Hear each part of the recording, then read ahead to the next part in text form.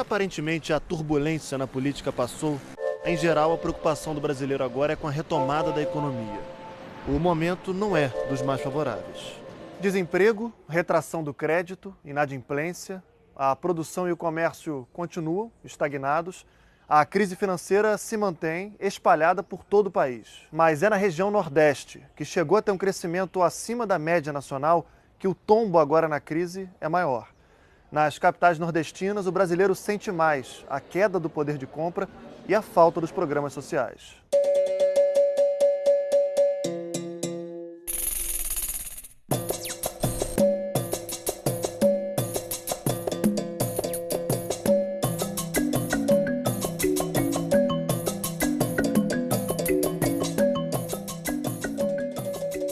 Na fila por emprego, quem chega primeiro pega a cadeira do canto. Encostar a cabeça e cochilar faz a espera longa doer menos. Segunda-feira é o dia para quem está atrás de trabalho. Chegar cedo é um diferencial tão importante quanto ter um bom currículo. Cheguei aqui, velho, 20 para as 5, velho. Tá decepcionante. É de fazer o peão chorar, cara. Em todo o Brasil, quase 11 milhões e 800 mil pessoas estão sem emprego. E é a região Nordeste que tem a maior taxa de desocupados do país, 13,2%. Essa é a unidade central da Bahia do Cine, o Serviço de Intermediação para o Trabalho. A espera aqui é mais longa porque a internet caiu e o atendimento foi suspenso. A média nacional de desocupação continua crescendo e está hoje em 11,3%. Mas Salvador é a cidade com pior desempenho. Quase 70% do município baiano estão inseridos na região do chamado semiárido, que é uma região extremamente complicada e onde tem muito, por exemplo, os benefícios sociais. Quem sai de lá? Os mais jovens, que migram para as cidades onde tem oportunidades. Só que parte dessa população que migra para aqui não tem condições para se inserir na atividade industrial, porque a indústria localizada na região metropolitana de Salvador é altamente intensiva em capital, é poupadora de trabalho, é sofisticada tecnologicamente. Então quem dá emprego é os serviços, mas o serviço é muito sazonal. E à medida que a população incha, e não atrai só gente da Bahia, atrai gente de outros estados do Nordeste, as taxas de desemprego permanecem historicamente elevadas. Tenderá a se agravar, provavelmente, mas continuará sendo maior, porque nós tivemos impactos indesejáveis. Ana e Vivian foram demitidas da mesma empresa de telemarketing. Eles falaram que foi cortes, entendeu? Devido à crise, demiti umas 10 a 15 pessoas no dia que eu fui demitida. E assim nasceu uma amizade, na fila, entre concorrentes, cada uma com seu drama. Eu moro com meu esposo, ele também está desempregado, vai fazer 1 ano em agosto. Qual área que ele trabalhava antes?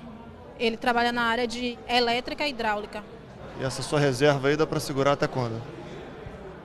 Aguenta uns 4 meses, economizando bastante. Meu esposo também está desempregado. No momento ele está rodando mototáxi, né? Até arranjar tem uma filha de 5 anos, uma luta para pagar a escola. Meus pais moram no interior e quem ultimamente está me ajudando são meus pais. Minha mãe fala que é para mim conseguir outro trabalho, porque a situação está difícil. Mora sozinha? Moro sozinha. Aqui perto? É aqui perto, é na São Martim. É mais ou menos 20 minutos, meia hora daqui. Tá aqui há quanto tempo, Ana? Aqui tem 8 meses, mais ou menos isso, nesse bairro.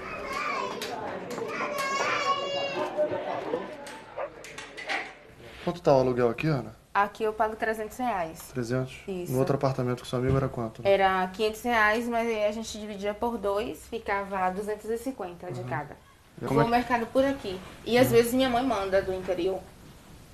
Às vezes quando eu não compro, quando não tem grana, aí ela manda. Ela manda pelo vizinho que a gente tem lá no interior, ele é cobrador de uma empresa de ônibus que faz o transporte do interior pra cá, aí ele traz. Aí eu vou buscar na rodoviária. Os pais mandam para Ana os R$300 do aluguel e o dinheiro para as contas. A internet, o Wi-Fi, ela divide com os vizinhos de baixo. Televisão ainda não deu para comprar, mas nem faz tanta falta. A Bahia, como eu te falei, é a maior economia do Nordeste. Cerca de 30% do PIB nordestino é gerado na Bahia. A Bahia é o maior setor industrial do Nordeste, o 7º do país. Acho que nós cometemos um pecado, de certo modo, no Nordeste e na Bahia, particularmente nessa região complicada do semiárido, é bem claro para mim, que nós tivemos a ambição de industrializar o Nordeste e a Bahia de qualquer jeito. Criou-se a ambição, por exemplo, que a indústria pode resolver tudo. E aí o Nordeste, de certo modo, e a Bahia também, por conta de uma política, uma falta de política de desenvolvimento regional, se envolveu numa terrível guerra fiscal. Quando acaba o incentivo fiscal e eu não tenho vantagens competitivas, por que não tenho vantagem competitiva? Porque o mercado consumidor amplo é no Sul e no Sudeste, não é no Nordeste. Porque mão de obra mais treinada e mais qualificada tecnicamente não é no Nordeste. Porque as melhores instituições de pesquisa e de ensino não estão no Nordeste. A dificuldade de arranjar trabalho na Bahia e a falta de qualificação mencionada pelo professor Osvaldo empurram muita gente para o mercado informal. Como o Darlan, que tem uma barbearia na varanda de casa. Nunca trabalhei de carteira assinada. E antes da barbearia, você trabalhava com o quê? Eu era ajudante de pedreiro, carregava material de construção. A minha única fonte de renda é a minha vida. Aqui eu sustento a minha família, compro as minhas coisas, entendeu? O movimento tem sido bom? Tem caído um pouco. Cadê essa crise aí? Você se incomoda de falar quando é que você, dependendo do movimento, quanto é que você consegue tirar? Dependendo do movimento, por semana eu tiro 600, 800 reais. Quanto é que o comércio e serviços empregam de pessoas aqui? 65%. Mas a maioria desses serviços são serviços de baixo conteúdo tecnológico. Então isso cria uma dificuldade para a economia baiana muito forte. E aí você diz qual é a esperança, qual é o cenário? Eu acho que tem que se apostar na educação. Tem que se apostar na qualificação da mão de obra. Porque sem essa qualificação da mão de obra, fica difícil, particularmente para essas pessoas que migram em busca de oportunidades de emprego na região metropolitana de Salvador, que é onde o IBGE mostra essas altas taxas, conseguirem inserção no mercado de trabalho. Trabalhei com várias funções, algumas funções como almoxarife, já limpei rodoviária, já trabalhei vendendo verduras na feira e depois de carteira assinada comecei a trabalhar nessa área, fui cabista, fui auxiliar de soldador, ajudante de soldador. Hoje eu estou procurando aí na área de encarregado de manutenção, artífice ou auxiliar de manutenção predial. A gente viu aí, o número de desempregados na Bahia é altíssimo e em muitas cidades bem maior do que a média do país. No Recife, os mais prejudicados são os jovens por causa da falta de experiência. E aí, se a gente imaginar que tem muita gente trancando ou saindo da universidade porque não tem mais o salário do estágio ou do emprego, imagina o impacto disso na formação desses jovens e também para o país.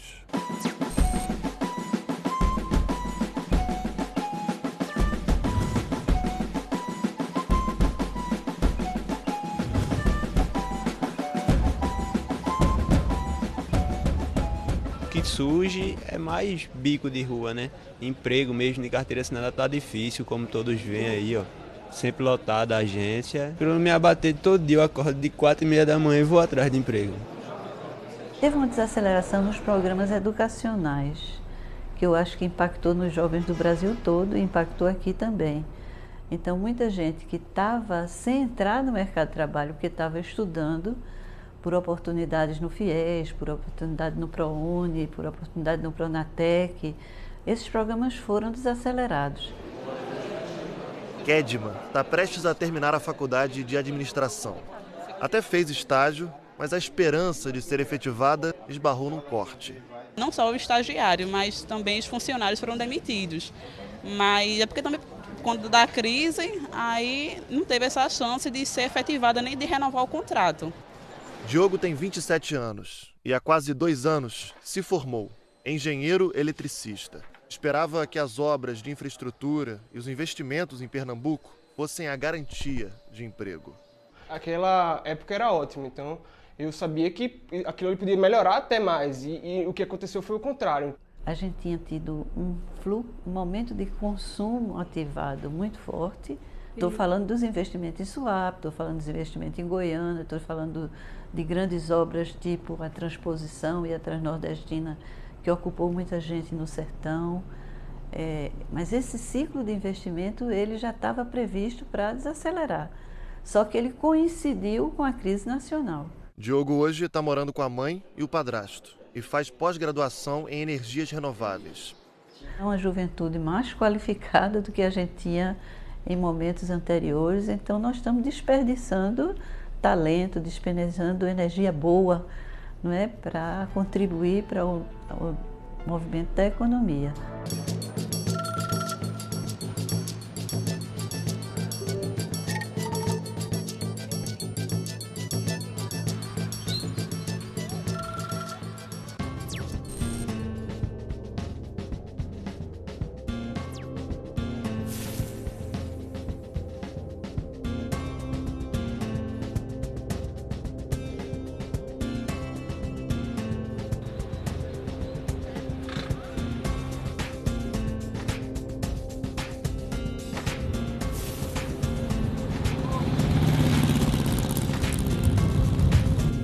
O movimento começou a partir da terceira semana do mês agora, né?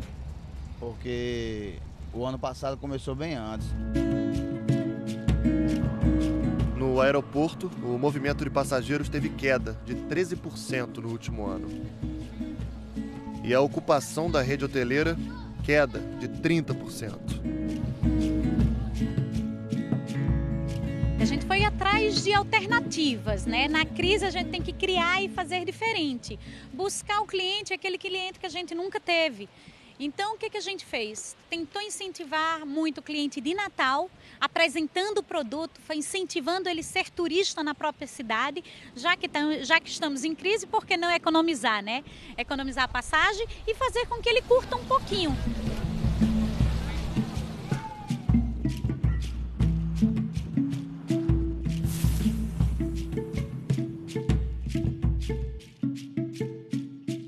A gente tem casas e casos variados dentro da associação de gente que chegou a demitir até 30% dos seus funcionários. Então, a demissão é um problema que está ocorrendo grave e tem se acentuado.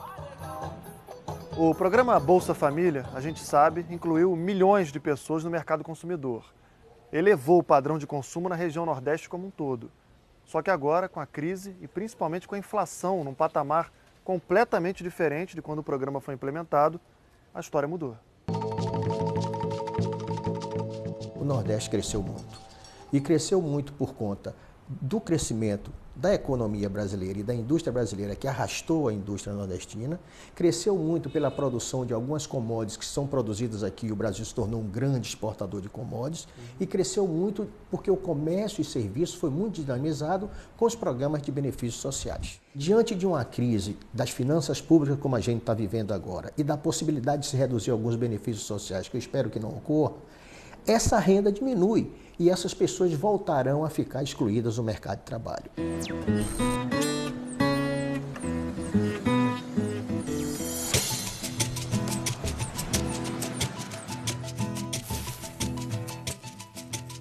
Desde novembro do ano passado, uma amiga me desafiou a fazer uma parceria com ela e oferecer doces para os clientes. Doces, tortas. Fiz vários cursos, cada dia fui me aperfeiçoando. É difícil. O setor do comércio é o segundo com maior registro de desempregados na Paraíba. Nos últimos 12 meses, quase 16.300 trabalhadores perderam o emprego.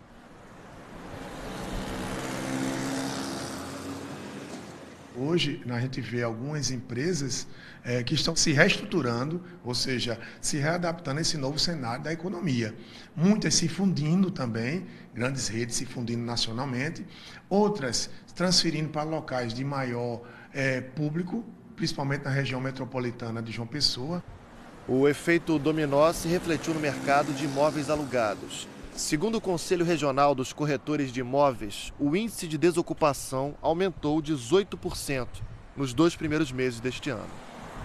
A gente tem várias variáveis também que devem ser levadas em consideração para o fechamento dessas lojas. São prédios também muito antigos, aluguéis altos, né? Tudo isso um somatório. O patrimônio público também não permite que sejam feitas reformas nesses prédios para que possam atender o público de uma forma adequada. Também há essa crescente também expansão para os bairros de maior número de população aqui do entorno de João Pessoa. Na contramão desses números ruins que a gente está mostrando, surgem as chamadas ilhas de prosperidade. Setores que vão bem e que podem agora funcionar como um gatilho para o Nordeste retomar o crescimento. Um dos setores que está escapando da crise é a energia eólica. Quem está ligado à energia eólica vai muito bem, obrigada. É um setor que está investindo, que está crescendo, é um setor novo de atividade. Então, esse é um setor interessante que precisa de mão de obra. Na região, na verdade, tem grandes usinas ou parques eólicos, né? O Rio Grande do Norte, a Bahia, a Pernambuco um pouco menos. Mas para dar uma ideia para você, no Brasil, o ano passado, foram instalados 2.574 megawatts, né? E isso, por trás dessa instalação desse parque eólico, tem toda uma cadeia produtiva, construção de componentes, das torres, das pás, etc. E 80% dessa capacidade instalada, que foi criada em 2015, foi realizada no Nordeste. E no Brasil inteiro se criaram mais de 40 mil empregos só na cadeia da energia renovável, chamada eólica, né? Por outro lado, a capacidade instalada de energia eólica no Nordeste é de 8 mil megawatts, né? O que significa que você pode, em breve, atender, daqui a 5 anos, você pode atender 100% da demanda regional de energia no Nordeste só com energia eólica. Uma parte da agricultura do Nordeste também está se saindo razoavelmente bem na crise. Eu diria, principalmente quem está fora do semiárido e quem está articulado com o exterior.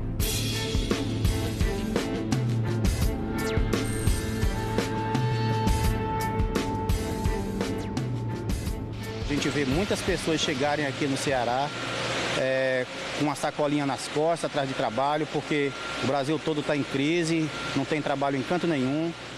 A esperança está no complexo industrial e portuário do Pecém, que abriga várias indústrias, entre elas a CSP, Companhia Siderúrgica do Pecém. É um investimento de mais de 5 bilhões de dólares da Vale do Rio Doce e das mineradoras sul-coreanas Dongkook e POSCO.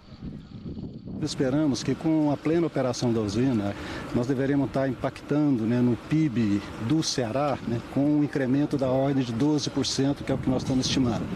E isso significa também cerca de quase 50% do PIB industrial do Ceará, né, será incrementado, né, pela nossa operação.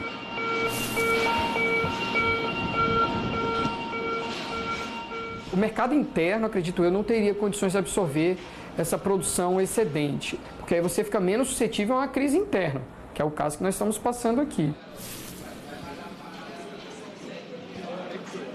Os coreanos vieram aos montes e transformaram a rotina de pequenas comunidades, como a do Cumbuco, município vizinho.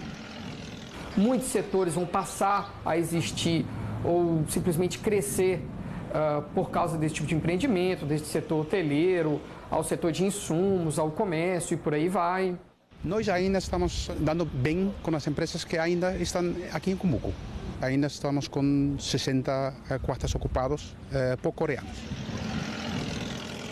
Chegamos a ficar só com eles no pico da obra em 2013, 2014 e os carros também ainda hoje os coreanos são um cliente que representa muito o volume hoje da locadora. Acredito que hoje 70% dos carros locados hoje na nossa empresa são ainda para os coreanos. E também é uma expectativa de que a gente receba também uma obra de gás e também a segunda fase, que seria a construção de um forno também na siderúrgica. Se você não tinha trabalho ou tinha e com o empreendimento passa a ter um emprego melhor junto ao grupo da siderúrgica, tudo bem. Mas muita gente não vai melhorar de renda por causa disso. E a região como um todo vai ter aumento de preços. Então, imóveis vão ficar mais caros para serem comprados ou mesmo para aluguel. E todo o comércio da região, inevitavelmente, vai subir de preço. Basta ver exemplos recentes em cidades que receberam empreendimentos muito grandes. mesmo jeito que a região ficou exposta à crise nacional, quando as condições macroeconômicas forem restabelecidas para o crescimento nacional voltar a acontecer, o Nordeste vai atrás, né? E eu acho que vai atrás e vai sair com mais rapidez. Por que vai sair com mais rapidez? Porque a região recebeu um bloco muito importante de investimentos em infraestrutura e investimentos produtivos. Então, a manutenção dos programas sociais, a valorização do salário mínimo, a retomada dos investimentos, uma vez estabelecidas as condições macroeconômicas para fazê-lo, e o aproveitamento dos investimentos feitos no ciclo de crescimento anterior, que está instalada, esperando apenas a oportunidade para voltar a operar em plena capacidade, vão ajudar a região a sair com muito mais rapidez dessa crise.